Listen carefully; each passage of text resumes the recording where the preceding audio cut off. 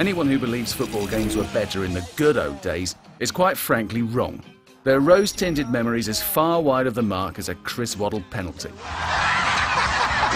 You see, back in the 80s, when footballers' shorts were tighter than a genie's hole, this is what we had to put up with. Games like Intellivision Soccer and Real Sports Soccer promised unbelievable realism, but the cold reality was that they were a pixelated mess, with third division graphics and gameplay that boasted all the flair and finesse of an after-school kickabout in the park. You didn't even have to get the ball in the net to score a goal. Still, you've got to start somewhere. It would take another 5 years for something remotely playable to emerge in the shape of arcade classic Tekken World Cup. The controls were crazier than Maradona's Colombian years, with gamers sweatily palming a trackball to move players around the pitch, and a single fire button to tackle, pass and shoot.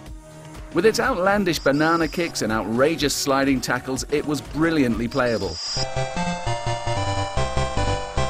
What it wasn't, however, was realistic. The real kick up the backside for football games was the appearance 4 years later of Dino Dini's Kickoff on the Commodore Amiga and Atari ST. It was a pioneering moment. For the first time, the ball wasn't glued to your foot like a love-struck limpet.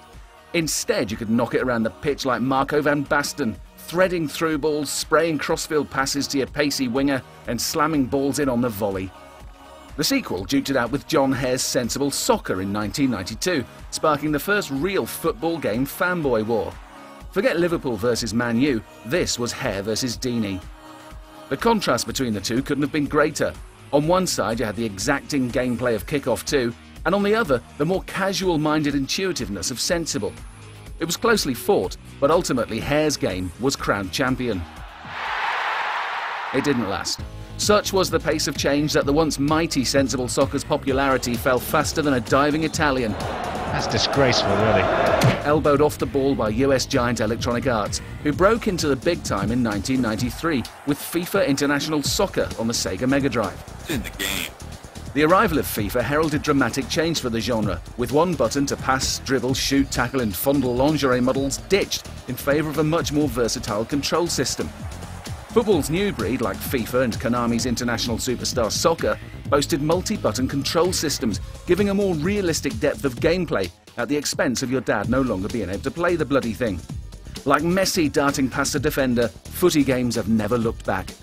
The 3D era soon dawned, and FIFA's swaggering domination helped spawn a host of also-rans. There were noteworthy exceptions. Actua Soccer introduced polygonal players and suitably solid gameplay, while Libero Grande's solo take on the sport foretold the likes of FIFA's Be a Pro. However, other contenders were more disappointing than a rain-soaked no-score draw, with the diabolical Three Lions, Sony's forgettable This Is Football, and a cringeworthy 3D reboot of Sensible Soccer all rightly doomed to relegation.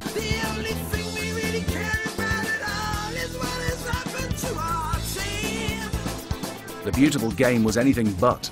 However, there was an emerging talent that stood head and shoulders above its rivals. International Superstar Soccer was arguably the finest footy series of its time, and while Electronic Arts was content to rely on its marketing muscle and official licenses to succeed, Konami made Vieira-like strides to football perfection with every passing year. The mighty EA might have scooped all the official licenses, player names and a perfectly recreated Craven Cottage, but when it came to doing the business, Konami did its talking on the pitch. It's a big kick! Yeah! Goal! International Superstar Soccer paved the way for Pro Evolution Soccer, Konami's trailblazing masterpiece that redefined the genre. Finally, this was football as we knew and loved it, a gracious and deep take on the game that was a revelation at the time. It was the best in class by a mile, the strutting, enigmatic Thierry Henry to FIFA's crestfallen Adrian Mutu. But with FIFA sitting on a pile of cash that would make Chelsea jealous, EA's juggernaut ploughed on, and at the end of the decade the pendulum began to swing once again towards the US behemoth.